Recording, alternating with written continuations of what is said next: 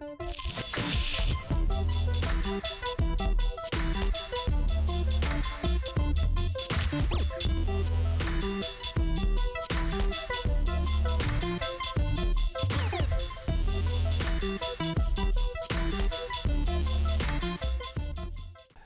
ce que je voulais partager avec vous, c'est un élément qui reprend le titre de cette dernière table ronde et qui est d'essayer d'identifier de nouveaux compromis en matière de management de la sécurité qui nous permettraient de construire une culture de sécurité intégrée qui serait, en tant que modèle, le principe d'une culture sécurité amenant les meilleurs résultats en matière de sécurité.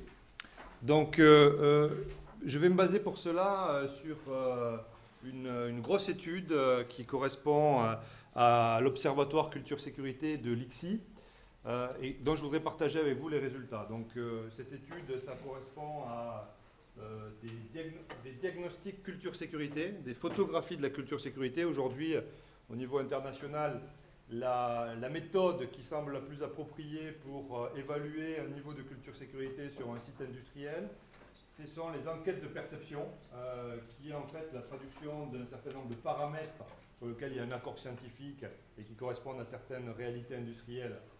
Donc, de traduire ces paramètres-là, un questionnaire d'une centaine de questions, qui est répondu par l'ensemble de l'organisation, depuis le top niveau jusqu'au niveau des opérateurs, y compris sous-traitants, lorsqu'ils correspondent à une réalité importante de la vie de l'entreprise. Et également, c'est souvent complété en amont d'études beaucoup plus objectives, de résultats, voire d'observation de sites, d'observation de pratiques, et en aval, suite aux résultats du diagnostic, de focus group, d'entretien collectif sur les points qui apparaîtraient comme les points délicats en matière de diagnostic, suite au diagnostic culture-sécurité.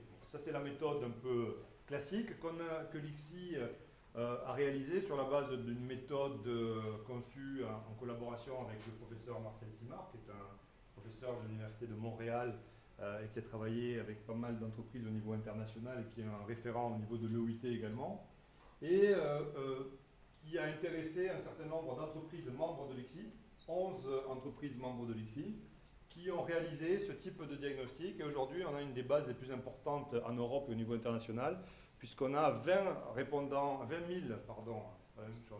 répondants à ce questionnaire, donc une grosse base de données, qui renvoie à 3 grands secteurs d'activité: le secteur de la pétrochimie, le secteur du gaz, du transport de gaz, du stockage de gaz, et le secteur des services avec des entités un peu différentes à l'intérieur. Il faut savoir que dans cette base de données, on a à peu près la moitié des diagnostics qui ont été réalisés sur des établissements ou des réalités françaises, et la moitié concerne des établissements ou des réalités à l'étranger, sur 3 continents au-delà de l'Europe: l'Afrique, le Moyen-Orient et les Amériques. Donc c'est une méthode qui est administrée sérieusement, avec un échantillonnage qui permet d'avoir une représentativité de 95% de confiance des résultats, etc.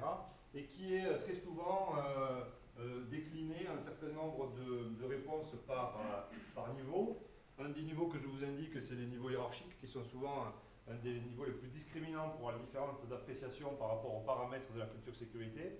Et donc là, vous avez une identification. Alors, taux de management, ça correspond essentiellement à des codires de sites ou de filiales. Hein. C'est le membre de codir de sites ou de filiales.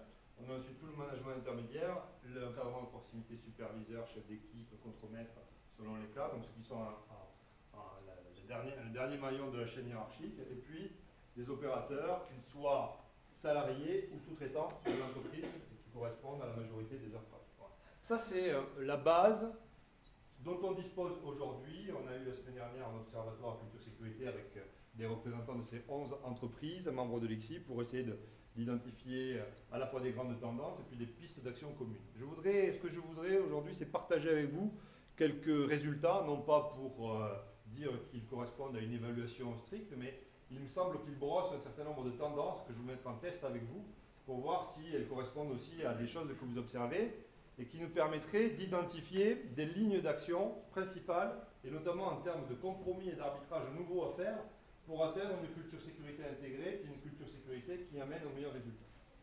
Alors, J'ai parlé, depuis tout à l'heure, de culture sécurité intégrée. Qu'est-ce que c'est qu'une culture sécurité intégrée? Essayons de définir d'abord le terme.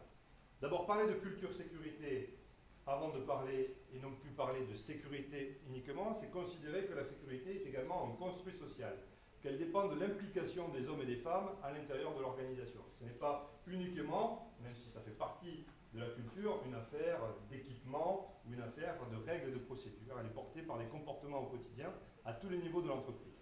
Donc, on peut déterminer, on va utiliser cette caractérisation que vous connaissez peut-être, qui est empruntée à Marcel Simard, pour déterminer des types de culture sécurité en fonction de qui s'engage parmi les deux grands acteurs de toute entreprise, le personnel, les opérateurs et le management d'un côté. Par exemple, quand on a personne qui s'engage en sécurité, on a une culture de type fataliste. Si on prend, c'est souvent la première culture que l'on observe dans un secteur industriel. Prenons une des industries les plus anciennes, le secteur des mines. On estimait que les accidents qui étaient très nombreux au début des mines étaient dus à la fatalité, et qu'en particulier c'était dû à l'effet des démons souterrains qui venaient voler des vies parce qu'on les dérangeait. Qu'est-ce que vous voulez faire contre les démons souterrains? Souvent ça renvoie à des croyances. Merci. Pardon. Ça renvoie à des croyances pour lesquelles finalement le rôle de l'homme, l'implication de l'homme, qu'il soit manager, qu'il soit ou opérateur, n'a pas beaucoup d'effet, donc n'incite pas à l'action. Bien entendu, c'est la culture qui est la moins porteuse de résultats en sécurité, puisqu'elle n'incite pas à l'implication en matière de sécurité de personne, ni des employés, ni du management. Dans l'histoire industrielle, tout change très rapidement, quand ceux qui sont face au danger, les mineurs, les travailleurs, les opérateurs, autrement dit ceux qui sont souvent ceux qui subissent les pertes les plus lourdes, se rendent compte qu'en développant un certain nombre de trucs, de trouvailles de métier, on arrive à se protéger et on arrive à baisser le nombre d'accidents. C'est par exemple le canari dans la mine, ou bien à certains endroits, goûter l'eau qui suinte des parois, parce qu'en faisant ça, il n'y avait aucune règle qui obligeait à descendre dans une mine avec un canari, mais par contre, on avait trouvé que c'était un bon moyen d'identifier des concentrations de gaz et donc de prévenir des accidents. Et ça a eu un effet important en matière de prévention et de baisse du nombre d'accidents. Et là, on est typiquement dans un type de culture qu'on appelle une culture métier, c'est-à-dire où la sécurité est portée essentiellement par l'implication des employés, des ouvriers, des mineurs, dans le cas que je vous ai dit, et non pas du management. C'est aussi une culture qui est adossée à une croyance vis-à-vis qu'est-ce qu'elle doit développer en matière de sécurité. On pense que les meilleurs moyens d'atteindre un haut niveau en sécurité, c'est de suivre des règles de métier. Et c'est pour ça qu'on se les transmet de génération en génération, ou quand un nouveau arrive dans une équipe, qu'on lui transmet. Tout change dans l'histoire industrielle quand la sécurité, on en a eu un témoignage fort ce matin, la sécurité devient une responsabilité, y compris pénale, de l'entreprise et de son représentant. Et ça a eu comme effet le fait que le management s'est saisi de la sécurité, et essentiellement à travers quoi comme dispositif? La multiplication de règles et de procédures. L'outil majeur, le dispositif majeur qui a été utilisé pour s'impliquer au niveau du management en matière de sécurité a été de multiplier les règles et procédures. C'est typique d'une culture managériale parce qu'elle est portée essentiellement par le management, qu'on peut appeler aussi, quand on veut être un peu plus acide, une culture bureaucratique parce qu'elle foisonne de règles dont parfois qui deviennent bien lourdes, mais qui porte aussi un certain regard sur le rôle des opérateurs. On s'aperçoit qu'un des éléments limites de cette approche est qu'elle conçoit que les opérateurs n'ont pas un rôle important en matière de sécurité autre que de suivre strictement les règles et les procédures. On ne recherche surtout pas d'autres implications des employés autres que d'être des simples exécutants des règles et des procédures. Parce que sinon, à la moindre initiative, ça se traduit par des erreurs ou des comportements inadaptés. Alors, on observe une dernière type de culture qu'on appelle la culture intégrée, qui est celle dont on est à l'ICSI dans des benchmarks internationaux avec des universités ou des centres qui développent ce même type de recherche pour lequel il y a un accord sur les grands paramètres. Et on s'aperçoit que les entreprises qui ont les meilleurs résultats en matière de sécurité souvent ont une culture intégrée, c'est-à-dire elles s'appuient sur la double implication du management et des employés. Et elles favorisent cette double implication. C'est-à-dire qu'on n'a pas deux vies parallèles, celle des employés qui développeraient ses propres moyens, ses propres règles internes du groupe en matière de sécurité, et puis un engagement parallèle du management, le management doit susciter et favoriser l'implication des employés, et inversement, les employés, au-delà de leur propre implication, doivent capitaliser ce qu'ils font au niveau de l'organisation. C'est cette culture qu'on appelle la culture intégrée qui aujourd'hui donne les meilleurs résultats et pour lesquels on observe que les entreprises qui ont les meilleurs résultats en matière de sécurité sont également celles qui ont une culture sécurité dominante de ce type. Alors, il y a très peu aujourd'hui d'entreprises qui ont une culture intégrée dominante dans la base de données de l'ICSI, et il faut dire qu'on a quand même des entreprises qui sont souvent leaders dans leur secteur en matière de sécurité, parce que déjà, s'engager dans une démarche de se diagnostiquer en matière de culture sécurité et derrière souvent d'avoir des actions rend compte d'une grande maturité en matière de sécurité. Donc on a déjà des entreprises qui sont assez avancées en matière de sécurité, mais quand on regarde les résultats, on s'aperçoit qu'on observe très souvent, et ça c'est vrai et c'est assez commun, ce mécanisme qu'on appelle en hippocampe, où la culture qui est largement dominante dans l'entreprise est une culture managériale. La sécurité est essentiellement portée par les règles et les procédures, au détriment d'une culture fataliste qui est la plus faible, et ça c'est la bonne nouvelle, d'une culture métier qui existe encore, et d'une culture intégrée qui est quand même à des niveaux assez hauts, dont on voit qu'on n'est pas loin de... Enfin, qui progresse régulièrement, ce qui explique que ces entreprises sont souvent des entreprises assez leaders, mais qui pourraient aller plus loin. L'enjeu en matière de culture sécurité, c'est bien d'une part, bien entendu, éliminer la culture fataliste, mais également faire en sorte que ce soit une culture intégrée qui soit partagée, cette vision que, quel que je sois employé ou manager, je dois m'impliquer et faire en sorte de faciliter l'implication de l'autre, devienne dominante. Alors, je passe sur toutes les courbes, on observe que c'est un schéma qui est assez, qu'on retrouve dans différents secteurs d'activité, qui est assez homogène aussi selon le niveau hiérarchique, puisque vous apercevez que le fait de voir la sécurité comme essentiellement portée par les règles et les procédures n'est pas qu'une vision du management, mais également des employés. Et que si ça a des effets positifs, notamment beaucoup d'efforts en termes de moyens techniques qui y sont mis, ça peut expliquer aussi parfois un manque d'implication des employés dès lors que leur croyance vient du fait que la sécurité est essentiellement une responsabilité managériale. Alors, tout l'enjeu que je voudrais partager avec vous, c'est comment on peut passer de cette culture managériale, qui est déjà pas mal, qui est déjà quelque chose d'assez avancé, à une culture intégrée. Quels sont devant nous les principaux enjeux et les principaux nouveaux compromis que cela introduit en matière de sécurité? Alors pour cela, on va se baser sur toute la deuxième partie des résultats des diagnostics culture sécurité qui renvoie à une évaluation des principaux paramètres de la culture sécurité. Alors il y a un accord aujourd'hui, ça c'est une formalisation qui est propre à l'ICSI, mais qui reprend des grands paramètres qu'on retrouve dans toutes les publications scientifiques et aussi dans toutes les méthodes industrielles qui sont utilisées aujourd'hui pour évaluer la culture sécurité. Qu'est-ce qu'on trouve comme grand bloc? On trouve l'idée que dès lors qu'on parle de culture, on prend le parti que les comportements sécurité aux deux niveaux de l'entreprise sont un élément qui participe au niveau de sécurité, et qu'un des enjeux majeurs, c'est que ces comportements en sécurité soient développés au niveau des employés, d'une part parce qu'ils sont les plus nombreux et parce que ce sont ceux qui sont face aux installations à risque et qui sont face aux dangers. Donc ça, c'est un but final. Mais on prend également en compte que essayer d'améliorer les comportements des employés en regardant uniquement les employés est souvent vain. Qu'il faut regarder qu'est-ce qui peut influencer, qu'est-ce qui peut aider cette amélioration des comportements en sécurité des employés. Et là, on ouvre sur 3 ou 4 nouveaux paramètres. Qu'est-ce qui influence ces comportements des employés? D'abord, le propre comportement du management. En management, on dit ce qui intéresse mon chef me fascine.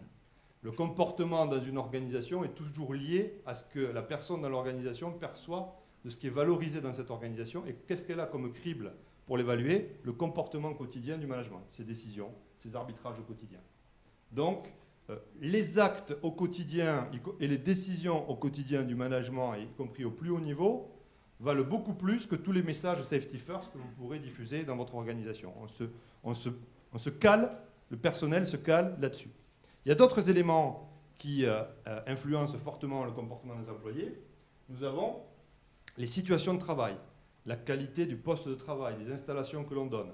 si vous enfermez 8 personnes dans un ascenseur pendant 5 heures avec 50 degrés, la probabilité qu'ils développent des comportements agressifs est nettement plus élevée que si vous mettez les mêmes personnes dans un salon de thé.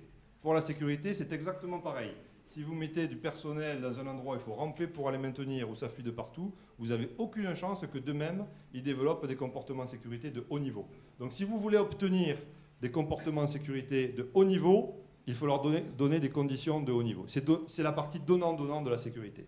Donc il est important, pour favoriser ça, d'agir à ce niveau, comme il est enfin important d'agir sur l'organisation. Il y a des organisations qui favorisent une implication en matière de sécurité et d'autres qui sont plutôt plus contraignantes. Alors, ça se traduit par des questions sur chacun des différents points et ça renvoie à 5 grands blocs qui sont évalués dans les diagnostics sécurité: le comportement des employés, le leadership du management et des différentes strates, du top management jusqu'à l'encadrement de proximité, et puis les 3 grands axes du management qui influencent le comportement des employés: le management technique, le management des hommes et le management des organisations. Alors, je voudrais partager avec vous 4 ou 5 résultats qui sembleraient mettre en avant, et ce que je voudrais mettre en test dans la discussion, de nouveaux arbitrages à faire en termes de management de la sécurité pour continuer à progresser en matière de sécurité. Je voudrais d'abord mettre en avant que la culture managériale, et le discours que je vais avoir tout à l'heure, n'est pas un discours d'évaluation ou de jugement, c'est plutôt d'essayer d'ensemble d'identifier des pistes de progrès, tout en tenant compte que cette culture managériale a un certain nombre de points forts. On l'a vu toute la matinée en début d'après-midi. D'abord, on s'aperçoit que depuis les 10 dernières années, on a eu une amélioration conséquente et parfois spectaculaire des résultats sécurité qu'on peut mesurer à travers des indicateurs classiques comme le taux de fréquence. Et ça renvoie à un certain nombre de choses qui ressortent des diagnostics, très souvent des attitudes pro-sécurité généralisées au niveau des comités de direction, des investissements forts et significatifs en matière de sécurité, beaucoup d'outils de démarche, peut-être parfois trop, en matière de sécurité, notamment la généralisation des systèmes de management de la sécurité. Ça s'est traduit en termes de comportement des employés par des niveaux assez hauts de suivi des règles, notamment beaucoup de progrès en termes de suivi du port des EPI, des EPI importants, et puis des règles qui sont globalement jugées de qualité. Donc ça, c'est quelques exemples de points forts. Il y en a bien d'autres, mais j'insiste sur le point que je ne voudrais pas que les pistes que j'évoque maintenant passent sous silence le fait qu'il y a un certain nombre de points forts également. Toute culture a des points forts et des points faibles. Et donc, brosser des pistes d'amélioration ne veut pas dire délaisser les points forts aussi que l'on a. Alors, quelles pourraient être ces pistes d'amélioration?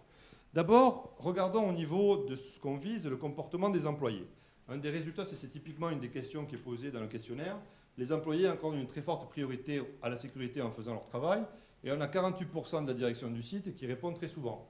Comme on a 48% des employés, opérateurs et techniciens qui répondent très souvent. On a là, 8, c'est une échelle de 0 à 10, on a parmi les résultats les plus forts qui démontrent que le comportement des employés de ces entreprises est clairement pro-sécurité et que c'est un consensus. Non seulement les employés disent qu'ils pensent à la sécurité quand ils travaillent, mais le management, les différents niveaux de management sont assez d'accord avec ce point. Donc, on aurait donc passé une étape importante en termes d'implication en matière de sécurité. Ça, c'est l'intention. Qu'en est-il dans les actes? Qu'en est-il dans les faits quotidiens? On s'aperçoit là que, en termes de suivi de règles des procédures, on a un suivi qui est extrêmement variable, avec des points forts, comme j'ai dit, les EPI, des points faibles assez récurrents qui sont l'ordre et la propreté, mais des écarts par rapport au suivi des règles qui existent, y compris par rapport à des règles et des procédures qui sont critiques vis-à-vis de la sécurité industrielle et notamment du risque majeur. Je prendrai 2 exemples. Le bypass des systèmes de sécurité, 6.8. Si les gens disent, je respecte les mesures de sécurité, pour avoir 10 sur 10, il aurait fallu que tout le monde dise très souvent. Même pas toujours, très souvent. On a 6.8. Alors je sais qu'il existe des mesures dérogatoires qui sont mises sous contrôle, etc. Mais si c'était uniquement ces mesures dérogatoires qui correspondaient au non-suivi des bypass, on aurait des résultats beaucoup plus proches de 9 ou de 9,5. Donc on s'aperçoit qu'on a quand même un certain nombre de libertés sur des sujets et des règles pour lesquels derrière des enjeux de sécurité industrielle et notamment de risques majeurs. Il en va de même pour le suivi des règles critiques. On a parlé des règles qui sauvent la vie, on appelle ça des tâches critiques parfois, ou des règles critiques, où on est loin d'avoir le 100% de suivi de ces 7, 8, 10, 12 règles d'or, règles cardinales, règles qui sauvent. Et il y a un gros travail à faire pour recentrer les comportements. Ça, c'est, je crois, un premier arbitrage à avoir. Recentrer les comportements sur un suivi beaucoup plus strict, notamment vis-à-vis des règles qui sauvent des vies ou sur lesquelles, derrière, il y a des enjeux de sécurité industrielle ou de risque d'accidents graves ou mortels.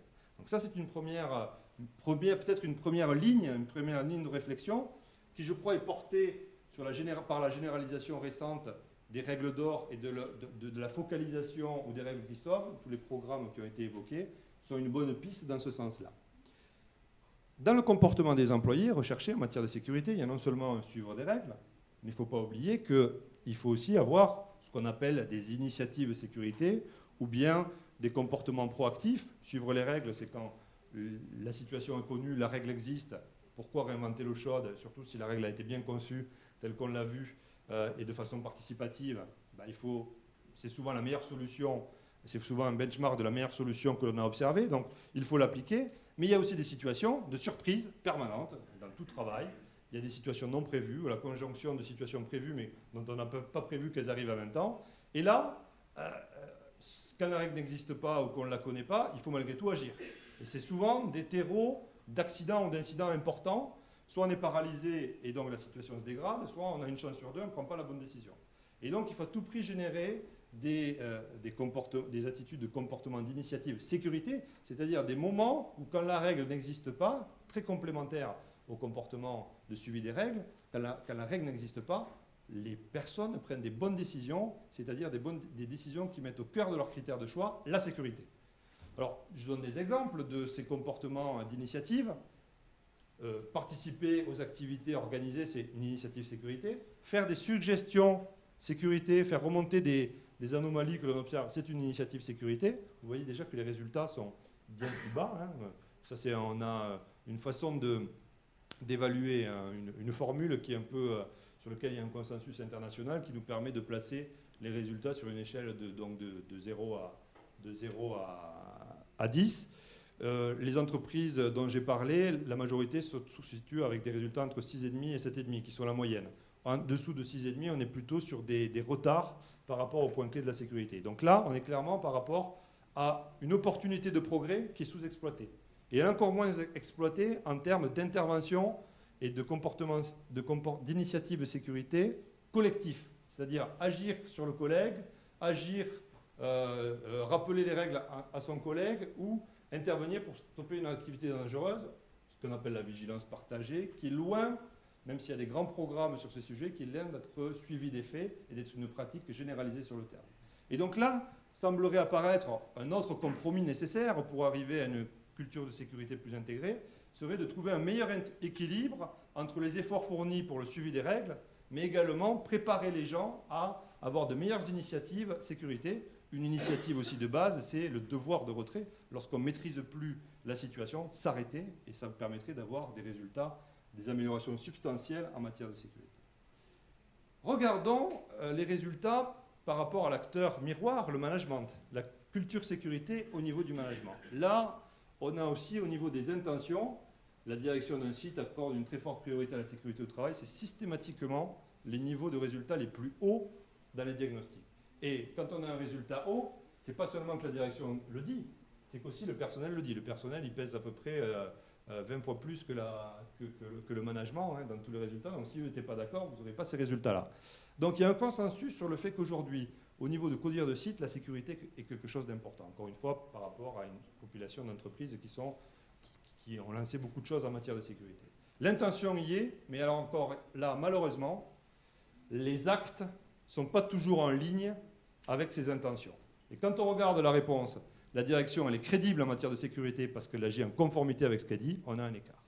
Et ça renvoie un peu à la discussion qu'on avait en tout début de journée. Si on reste à une vision idyllique, parfaite de la sécurité, vous êtes sûr d'avoir en permanence des contre-exemples concrets qui, quelque part, finissent par vous décrédibiliser au niveau de votre personnel. Et ça, c'est mortel. Le prix à payer de diffuser la sécurité uniquement sur une vision idyllique, parfaite, etc., se paye en termes de crédibilité vis-à-vis du personnel. Et donc, l'autre conséquence négative, c'est une absence de motivation, puisque finalement la sécurité est parfois vécue comme un discours qui n'est pas suivi des faits au niveau du management, donc qui se traduit par une implication moindre au niveau des employés. J'ai parlé des CODIR. Le management, c'est bien plus que les CODIR. Et quand on regarde les deux autres niveaux, notamment en dessous des CODIR et l'encadrement, là c'est plutôt l'encadrement de proximité, on s'aperçoit que les résultats sont nettement inférieurs.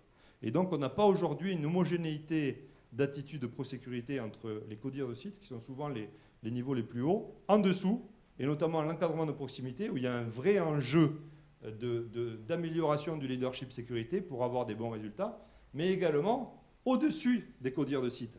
Quand on parle de comité exécutif de branche, de BU, etc., le personnel qui voit ça très haut voit ça comme un monde marqué essentiellement par des considérations financières, de business, etc., et pour laquelle la sécurité est un monde de slogans et finalement beaucoup moins d'engagement réel. Vous avez quelques exemples de verbatim dans les entretiens qui démontrent ça. Donc là, on est face très souvent à des résultats où on a un manque d'alignement hiérarchique quant à l'engagement en sécurité. Or, si vous voulez que le leadership du management en sécurité impacte et génère une implication du personnel, il faut que ça soit aligné. Et aujourd'hui, on a clairement un problème à ce niveau-là qui nécessite un niveau compromis, un équilibre entre les efforts qu'on fait au niveau du top management et également au niveau de l'encadrement de proximité, comme ça a été illustré il y a peu. Autre arbitrage nécessaire, il y a des styles de management qui génèrent plus ou moins d'implications en matière de sécurité. Et là, on tombe sur le fameux modèle de l'escalier qu'on observe. C'est quoi on a deux grands volets du management, le management top-down et le management participatif, bottom-up. Dans le top-down, on a deux grands volets. Vous avez tout ce qui est prescriptif, ce qu'il faut faire. On crée des règles, on forme les gens et on dit il faut le faire. Ça, c'est la partie prescriptive. Mais ce management top-down, il n'est pas optimisé parce qu'il manque un bouclage qui est ce qu'on appelle dans notre jargon la partie directive, c'est-à-dire aller sur le terrain et marquer le coup quand les règles sont suivies, le reconnaître positivement et le reconnaître le sanctionner, pas virer les gens, avec toute la variation possible de sanctions, quand les règles ne sont pas suivies. Si vous ne faites pas ce travail, y compris pour les règles d'or, par exemple, pour les règles majeures, vous n'avez aucune chance que la force des règles d'or soit suivie et que les pratiques suivent beaucoup plus les règles d'or. Ce n'est pas un slogan, ce n'est pas parce qu'on va appeler ces règles-là règles d'or que ça va se transformer automatiquement en un suivi majeur. Si ce n'est pas suivi d'un contrôle, d'une observation beaucoup plus importante et donc d'une présence plus importante du management sur le terrain, également d'une dynamique de reconnaissance quand les gens vont dans le bon sens et de marquer le coup quand ce n'est pas suivi, on perd la force du management top-down qui reste toujours nécessaire dans tout management. Donc vous avez un management top-down qui est déséquilibré, mais vous avez aussi un management au sens large qui est déséquilibré parce qu'il est beaucoup plus élevé sur le top-down que sur le participatif. Il y a beaucoup moins de facilité du management de ces entreprises à générer un management participatif qu'un management prescriptif. Et donc là, vous avez quelque part les raisons de la photo au niveau des employés. Souvenez-vous, les employés, ils suivaient les règles, mais on pouvait aller plus loin. On pouvait aller plus loin si le management complétait beaucoup plus le contrôle par ces éléments-là. Et de la même façon, ils étaient nettement meilleurs en termes de suivi des règles qu'en termes d'initiative. Ben, c'est évident, on ne génère pas d'espace de participation du personnel. Donc vous voyez que les deux choses se font écho et que le constat est partagé entre les deux niveaux. Et que donc, le compromis vers lequel on doit aller, c'est aller vers une sécurité qui serait à la fois plus directive, c'est-à-dire qui rajouterait l'observation et la sanction et la récompense, mais également une dimension beaucoup plus participative. Donc on doit opérer un nouvel équilibre en termes de style de management, un management qui serait à la fois plus directif et plus participatif, vous amènerait de meilleurs résultats en matière d'engagement du personnel en matière de sécurité. Je vais finir par un dernier exemple qui me semble important, qui est un résultat en termes... On a eu des exposés tout à l'heure qui nous indiquaient en fin de matinée la sécurité pour les accidents bénins ou fréquents et les accidents graves. Et là, vous avez une question qui est intéressante, qui est la confiance qu'a le management au système de management pour prévenir les risques d'accidents graves. Et vous avez deux grands profils de managers. Ceux qui sont, on va les appeler des optimistes, qui ont confiance et qui répondent, le système de management permet de bien maîtriser les risques, très souvent, ou souvent à une énorme majorité. Ils ont confiance au système qu'ils ont mis en place pour éviter les risques d'accidents graves. Et ceux qui ont les résultats les plus hauts sont également ceux qui ont le plus d'écart avec la perception de leurs employés. Regardez, les employés ne sont pas du tout d'accord. Et ceux qui ont au final le résultat le plus faible, 6.1, comparé à qui? Comparé au deuxième profil de manager, ceux qui ont toujours un doute. C'est important les systèmes de management, mais est-ce qu'on va vraiment suffisamment assez loin? Qui sont un cran en dessous, qui sont très souvent beaucoup plus en syntonie avec leur personnel et qui au final ont un meilleur résultat. Et quand on regarde aussi par rapport, on a fait récemment, mais c'est avec un échantillon trop petit, mais c'est une tendance qui semble émerger à confirmer, on observe beaucoup moins d'accidents graves à ce niveau, par rapport, pas que mortels, hein, les graves, hein, les accidents sévères, dans ce type de population que dans d'autres. Donc, attention à ne pas générer une surconfiance dans les systèmes, dans la technique, dans les mesures qu'on met en place, et une bonne culture sécurité, une culture du doute, une culture où on pense que le pire peut toujours arriver. Et donc, elle nécessite de jamais oublier de se focaliser toujours, sans laisser de côté, bien entendu, les accidents plus bénins, mais de toujours se demander est-ce qu'on vraiment on met suffisamment sous contrôle les accidents graves. Là, vous avez une illustration, peut-être, d'une des sources du fait que certaines procédures critiques vis-à-vis de la sécurité industrielle et des accidents graves ne sont pas suivies avec des niveaux suffisants. Je vais passer sur ce sujet. Je voudrais conclure avec vous sur quelques pistes de réflexion sur des nouveaux compromis, des nouveaux arbitrages à mener, finalement des pistes d'action sur lesquelles les entreprises matures doivent travailler pour construire une culture sécurité plus intégrée. Et je dégagerai 5 grandes lignes d'action qui semblent émerger des diagnostics culture sécurité et qu'on peut croiser également avec d'autres sources de données comme les High Safety Performance Organizations, c'est-à-dire des énormes benchmarks sur plusieurs milliers d'entreprises qui, par rapport à des entreprises dans le même secteur, souvent c'est celle du milieu dans le modèle de René Amalberti, qui différencie celles qui ont des résultats plus bas et celles qui ont des résultats les plus hauts. Il y a des différences de 1 à 100 hein, parfois, hein, dans la même catégorie. Et celles qui sont le plus haut, ces résultats démontrent qu'elles ont fait aussi les mêmes résultats. D'une part, elles font de la prévention des risques majeurs la véritable priorité de l'entreprise. Ça, c'est systématique. Deuxièmement, elles ont un style de management qui est très souvent beaucoup plus directif et participatif que ce qu'on a pu voir par la suite. Troisième point, elle a un leadership, elle travaille pour avoir un leadership du management. Non seulement on dit que la sécurité c'est porté par le management, mais par tout le management. Et elle fait un travail énorme pour s'assurer que ce leadership est assuré à tous les niveaux du management. Depuis le top management jusqu'à l'encadrement de proximité, avec des programmes homogènes de formation, avec les mêmes messages sur tous ces niveaux. Enfin, les risques majeurs, on l'a vu, et puis on essaie non seulement de travailler sur le suivi des règles, mais aussi de favoriser des comportements plus proactifs au niveau des employés. Dernier point que je n'ai pas parlé, mais qui est une autre source, qui est dans l'analyse, c'est que la sécurité soit plus intégrée dans l'organisation, notamment à travers des activités, c'est souvent les résultats les plus faibles, le management de l'organisation dans les diagnostics. Est-ce que la sécurité est intégrée au niveau des contrats, au niveau des RH, notamment des entretiens individuels annuels, des carrières? Est-ce que ça a un impact au niveau des carrières? Et si vous avez une culture sécurité, ce n'est ni plus ni moins qu'une sous-partie d'une culture organisationnelle. Une forte culture sécurité veut que la sécurité soit partout dans la culture de l'organisation. Et ça, c'est une dernière ligne importante à Genève. Merci.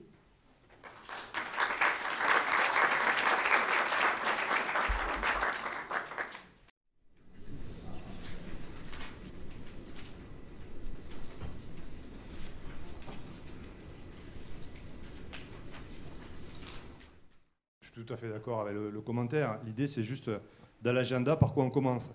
Et donc, des règles, il y en a des milliers, parfois des dizaines de milliers pour un opérateur d'industrie à risque.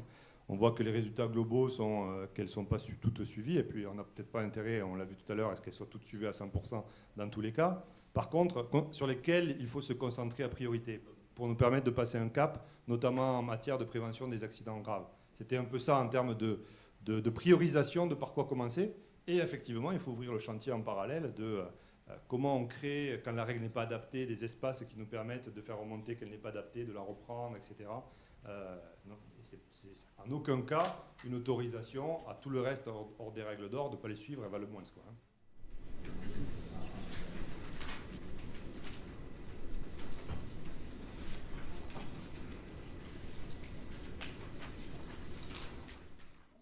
Alors le REX, il est dans le...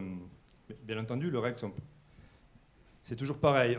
Il y a un accord sur les grands paramètres, sur les principaux paramètres de la culture sécurité. Après, les gens prennent des libertés sur comment ils les regroupent dans des grandes thématiques. Nous, on vous a présenté une façon de le formaliser à travers leadership, management technique, etc. Il y a plein d'autres façons. Ce n'est pas la meilleure, hein, ça n'est une, qui nous permet de l'expliquer. Mais le REX, on pourrait très bien le mettre, comme tu l'as dit, dans participative directive. C'est un moyen de faire remonter de l'information. Nous, on l'a mis sur le management technique parce que c'est très souvent un dispositif qui est assez solide et qui est assez systématique de toutes ces entreprises. D'une part parce qu'il fait partie des systèmes de management ou de quasiment toutes les politiques.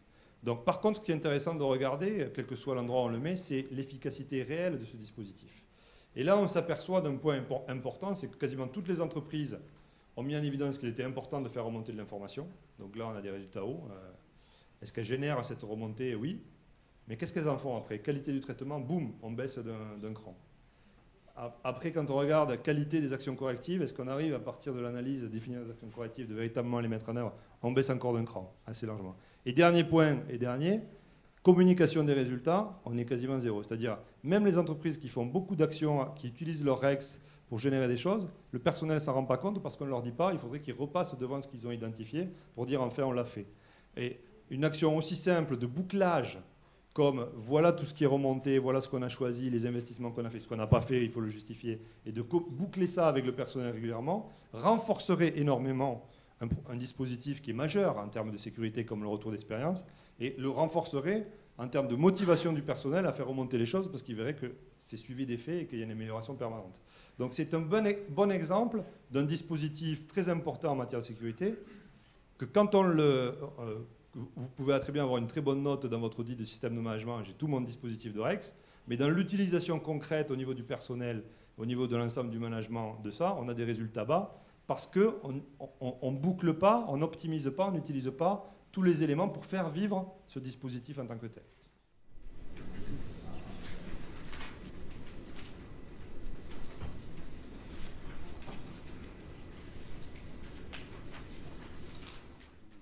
Alors, un bon fonctionnement d'un CHSCT est un indicateur clé de la culture sécurité.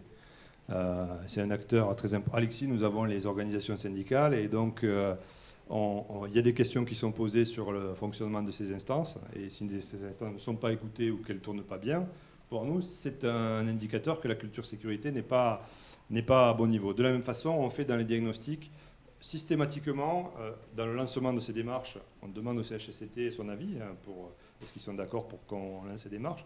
Et très souvent, ils sont des acteurs des soutiens très importants pour que ces démarches, au-delà de la photographie, soient suivies de faits. Enfin, on fait systématiquement un focus group sur la base des principaux résultats pour voir le point de vue du CHSCT. Tout ça pour vous dire que le bon fonctionnement d'un CHSCT dans ses prérogatives, capacité à faire alerter, à faire remonter, à instaurer un dialogue, est un élément central, même s'il n'apparaît pas là dans le dispositif, il est dans l'implication des employés, est un élément central d'une bonne culture sécurité.